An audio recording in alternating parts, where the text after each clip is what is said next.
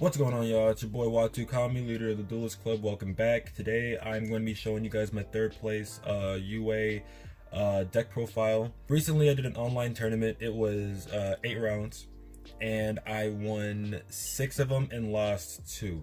And I think a huge thanks goes to, Halky Fibrax and, the synchro plays that I was able to get out of there and just like negating everything and setting up boards where I felt like they just couldn't play through it. And to go over the decks I went against Dinos twice, Mystic Mind Burn once, Danger Manju once, Infernobles 3 times. I was actually shocked about that one, and Dragon Links. And out of the decks that I went against, I lost to Danger Maju and Infernoble. Third time's the charm. The third guy I went against ended up beating me, so that ended up putting me down into third place, because second place went what was it, 6, 1, and a tie, which pushed him up into second. And then there was like another guy who I don't even think I went against him, but he ended up making it all the way up to the end. So it is what it is. Things happen. And I'm actually shocked I even made it that far. There was a couple of games where I felt like I should have lost, but they either misplayed or just didn't know enough about UAs to just extend into stuff that they shouldn't have, and I was able to just stop them out. As a disclaimer, I built this deck with the cards that I have. So a couple of the cards that I wanted to play, I did not play, solely because I knew that if it was going to do good, I was going to just go ahead and build it. And a card that I did not have, which is, I guess a spoiler, I did not have Impermanence, and I played 3. I would play 3 of those. So if you have 3 Impermanences, swap out Dark Ruler No More, because I played that instead, which Dark Ruler No More did really good, but I think Impermanence would have been a better sub-in. And if you guys will notice, my side deck is also really thin. So if you want to add whatever you want to the side deck, go ahead. I really didn't go into the side deck that much anyways. So if you guys want to copy this, cool. And if you want to do whatever you want with the side deck, go ahead. I mean it's your deck, so it is what it is. Let's go into the deck profile. All right, guys. First things first, we're gonna be playing triple player manager, triple libero spiker. Well, that one just wants to slide, and 1 blockbacker, 1 dreadnought dunker, and 1 midfielder. Now, to give you an idea of how these cards did, the summary: he did crazy good. He did crazy good. He was a beast. He did so much. I didn't expect him to do as much as he did, and he did his job basically. That's all I can really say about that guy. Nothing crazy. Out of the 10 deck profiles I played, or not played, but I've seen, everybody's played this card. So I really didn't get it at first. It took me playing him a lot to understand, oh, okay, this is why he's good. With me, like, some people can just look at a card and be like, oh yeah, they're cracked, or yeah, they're really good. Me, it takes me playing it a lot for me to understand, just how good a card is, because I'm very cynical. Sometimes you can see a card that's good and you just go, oh, yeah, it's busted. And then to me, I'm just like, well, I haven't played it, so I don't know. But nah, like, moral of the story, really good core. I would play this over any other core that I've seen. I have went against a couple of people who just didn't know what this deck did. So when I went against them, there were a couple of times where I had Judge called on me, because they were just like, is he allowed to do that? Is he allowed to move this, move that? And they were like, yes, he can. Learn your decks. Like, 2 of them were the 2 Dino players I went against, who just, they did not know how UAs worked. Like, they should have whooped me. The boards that they were able to do that they couldn't do because it was too late, because they had allowed me to do so much. Like, boards that they could have made, judging from what I seen them try to put onto the field, I was like, man, yeah, I would have been done. I would have been done. But more of the story, learn your decks.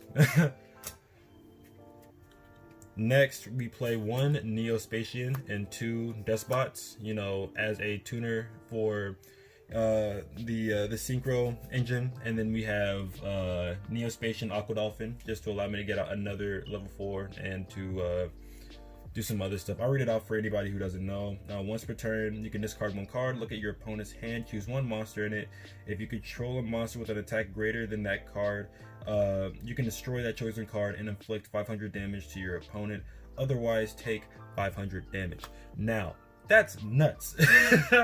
That is nuts. You know what I'm saying? You can just dump a card, look at your opponent's hand, pick a monster, which could be a hand trap. Say they had Nibiru in their hand, and then you Aqua Dolphin, which I've done that once. But like, imagine you doing that, bro, and like you get rid of their dude, and you realize like you're looking at their hand too. So now you know whether or not they bricked or not. And if you find out that they bricked and you got rid of the one hand trap that would have been able to stop you, bro, nuts. Plus you can see other hand traps too if they have other ones, and you'll know to not super extend because they'll just stop you. Next, we're going on the hand traps. We're playing Triple Ash. We are playing the Gamma Engine.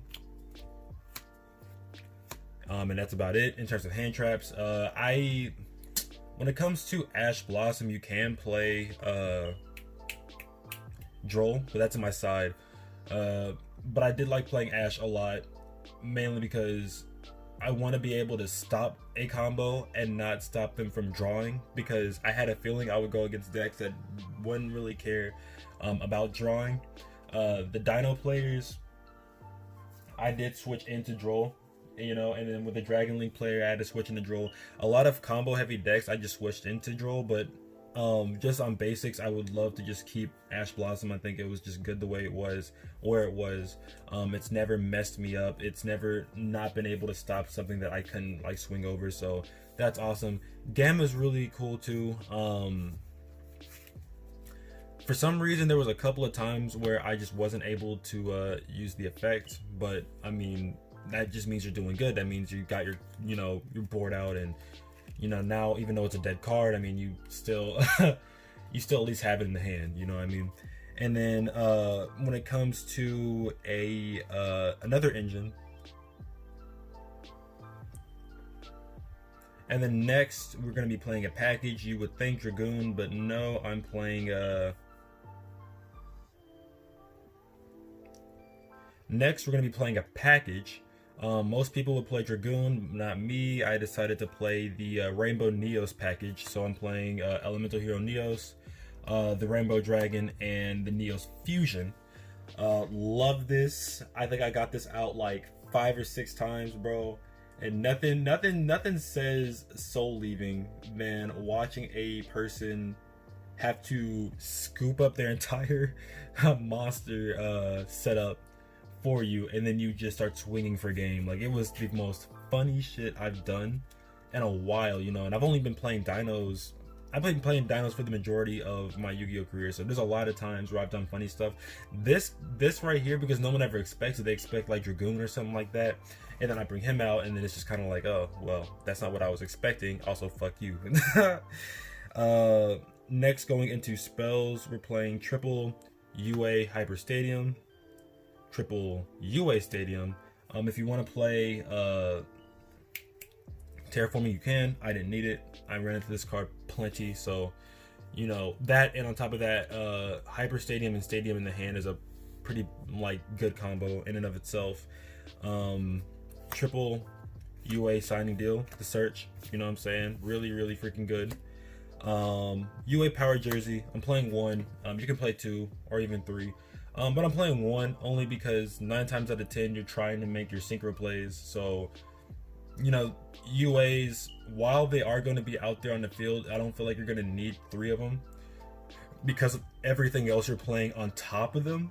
So I just ran 1, and you know, there's only like 2 big hitters on your UA team, so you only really need 1 from one of them. And if, you know, it goes into the graveyard, there's always a way to get it back out. And then we have double Dark Ruler No More. I don't know if I told you I played triple, but I played double. Love it. If you want to play impermanence over this, you can. Dark Ruler No More is one of the prime reasons why I won too. There was a lot of times where people would set up a big ass board, and then I would just Dark Ruler and then just start like moving things off the field and then swinging for a lot of damage. So I mean, yeah, really nuts, really crazy. You don't have to play impermanence if you don't have it. I think impermanence is like 30 something bucks right now a piece. So if you don't want to pay that much, get Dark Rulers, bro. They're nuts. They're real good. We're playing 1 reinforcement of the army. We're playing triple Foolish Burial Goods to drop our our spells or traps. And then we're playing 2 UA penalty boxes. As you guys can see, the ratio would have been 2 impermanences and 2 UA penalty boxes. But like I said before, I don't have impermanence, therefore I'm playing Dark Rulers. Penalty box is freaking crazy. Reinforcement of the army basically allows me just to keep extending, and then my Foolish Burial Goods, they did what they had to do. They didn't do a lot, but it was never a time where I got it and thought, well, that was a waste of a draw. So, you know, if that doesn't tell you how comfortable I was with this deck, I don't think anything will. Next, we're going to be talking about our, we'll do our side deck first, because it is really thin and I don't want to end it on this. But basically on my side deck, I played triple Droll, triple Nibiru, and triple Twin Twister with a Harpy's Feather Duster. It was really, really safe playing these cards. I never really, like I said, with a lot of this stuff, never had a problem running into them or anything like that. Nibiru was really, really good. Here's the thing with Nibiru, right? I feel like Nibiru, when I played it, forces you to like know what you're doing when you're playing UAs. Also, like, you can't just rely on the synchros, because I Nibiru'd a total of 3 times, and every single time I had a game-winning board on the field, and somehow they were able to stump out my synchros, and they started doing a bunch of their synchro stuff, and then I would have to Nibiru them, and then I would have to try to reset. But because a lot of my synchro stuff is in the grave now, I would have to reset into a lot of the UAs, which the UAs by themselves, like I said, are really, really good, so I never had a problem with it. I had to Nibiru, it was a Dino player, an Infernoble player, and the Dragon Link player. So I mean, I was alright. And the Dragon Link player actually beat me the game that I Nibiru'd, because if y'all know Dragon Link, no matter what you do to them, they can just build right back up. So it was what it was. The Drolls, really useful. And I played the Twin Twisters and the Harpy's Feather Duster for any back row and stuff like that. And I brought up the deck before. I had to go against Mystic Mind Burn. He beat me the first turn. The first round. I basically just scooped up because I'm like, I can't do anything, and you are just gonna sit there and burn me for like 10 turns. So we went to game 2, and I drew into 2 of the Twin Twisters, and I popped off like 4 of their cards to go into some stuff, and somehow they were able to set right back up. I was still able to win. But then like the third game, I drew into Harpy's Feather Duster immediately, which that was so good. Like he wanted me to start first, and I just put just one of my spell cards face down, and I just ended my turn, because I knew that he was gonna, he really wasn't playing monsters, so I knew he was just gonna set up and put like a bunch of stuff down and search out Mystic Mind. So I let him search out Mystic Mind, I Feather Dusted him, and then just went off. So that shit was crazy. And that's about it for the side. Like I said, y'all can put whatever y'all want in there. This is all I played in the side. I really didn't side in too much, and if I did side in, like I said, it was just this stuff right here. So I mean, do with that how you will. All right, when it comes to the synchros, I'm just gonna put them all out here for you. Metal Marcher, Herald of the Arclight, and Emancipator Risen, Dragite, Ravenous Crocodragon Archithis, Borlo Savage Dragon, and Trishula. Now to just go over both of them, just to give you an idea of why I play them. You already know why Metal Marcher's in there. Herald of the Arclight. You can play 2 of this. I played 1, but there was a couple of times where I thought maybe I could get out 2 in like 1 turn, which would have been gross. I have Dragite, because we are playing Aqua Dolphin, and usually I'm not going to go into this card unless Aqua Dolphin is in the graveyard, so I can negate spells and stuff like that while they're on the field, because you need a water type in the graveyard in order to have that effect activate. When it comes to Archithis, he has so much. Like, a lot of people look at his attack and defense and just kind of write him off, but usually with somebody with that high of a level, with that low of an attack and defense, Usually there's a reason why, and the biggest reason is because it gains 500 attack and defense for each monster, like not monster, for each card that's in your hand. And not only that, it has an effect where the more cards you use to synchro summon that aren't tuners, those are the amount of cards you draw. On top of that, you can discard 2 cards and pick one. Is it a monster or, because I only went into it like twice. You can target 1 card in the field and destroy it. I don't know why I thought only monsters. You can target 1 card in the field and destroy it. Trish, because it's incredibly easy to go into Trish, and then Borload Savage, because Borload Savage is incredibly easy to go into. So there you go. That's all the synchros. Now that's it for the deck. I hope you guys like it a lot. I hope you guys want to try it out, and if you guys see anything that you feel like you would want to add to the deck to make it better, let me know in the comment section down below. I'm always open to criticism, you guys know that. If you did like it, let me know how much you liked it in the comment section down below too, because I also love a lot of positivity. I've been Michael. Thank you guys so much. Have a good rest of your day, and I will see y'all soon. Peace.